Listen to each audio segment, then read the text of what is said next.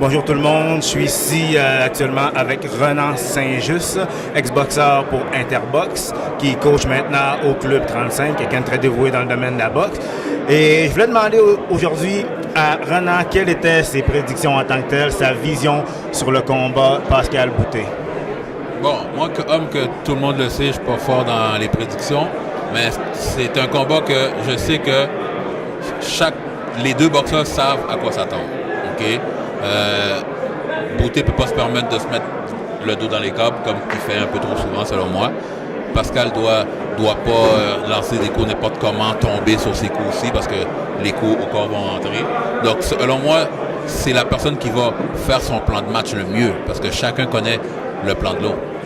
Mais ça ne me surprendrait pas que ça finisse par décision parce que les gens pensent que Pascal va sauter dessus. Non, rentrer dessus, il faut de l'énergie pour faire ça aussi. Et tu reçois des coups. Donc, moi, je pense que ça va être un combat au premier round.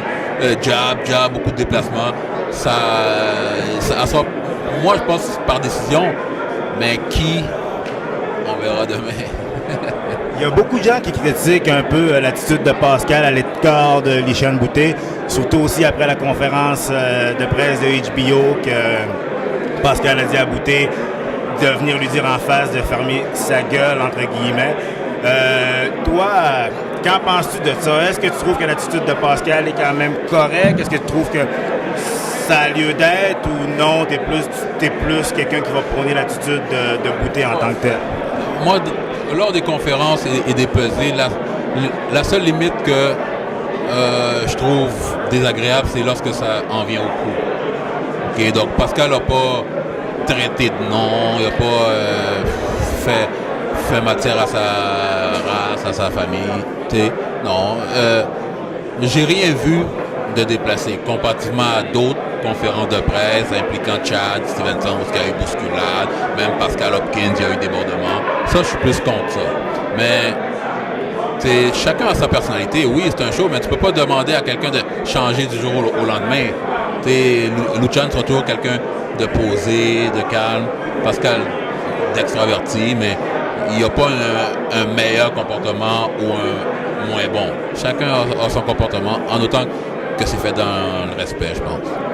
Et qu'est-ce qui t'a passé par la tête en tant que tel quand tu as vu tantôt, durant la pesée, Pascal dans le face-à-face arriver avec un morceau de scotch tape sur la bouche? Ben, j'ai été surpris. C'est sûr que s'il l'a fait, c'est son équipe qui ont vu le pourquoi. Moi, je sais pas. Regarde, c'est sûr que on ne sera jamais surpris avec un Jean-Pascal non plus, mais c'est rien de mal, c'est rien de bon. Fait que je sais pas. Peut-être il trouve pas Luchan assez beau pour avoir un baiser, là. C'est peut-être ça. OK, donc pour finir aussi, je voulais peut-être faire un petit retour rapide sur ton dernier combat que tu as eu dernièrement, à la fin de 2013. Je voulais avoir un peu tes impressions sur le combat, si tu te sentais vraiment prêt pour ce combat-là en tant que tel, et dans le futur, c'est quoi tu prévois en termes de boxe? Ben, je suis retourné à mon poids aussi. Je suis retourné à 160. Je me sentais très bien. J'étais à 159 à la pesée. Donc, c'est sûr que lorsqu'on m'a proposé un combat, j'ai dit oui à condition d'être à 160, de revenir à mon poids normal. Puis, c'est sûr que tout le monde aurait aimé voir une demi-finale locale, encore une fois, sur ce gala-là. Moi aussi, on sait avec qui. Mais bon, on a eu une réponse négative de la part de l'autre clan.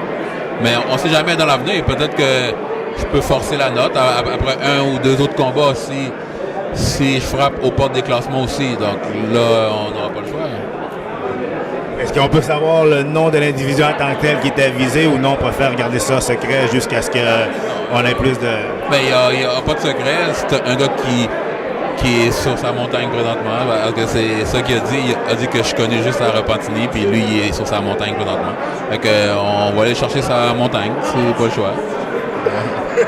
Donc c'est bien parfait, M. Saint-Just. Je vous remercie énormément, puis bonne fin de journée.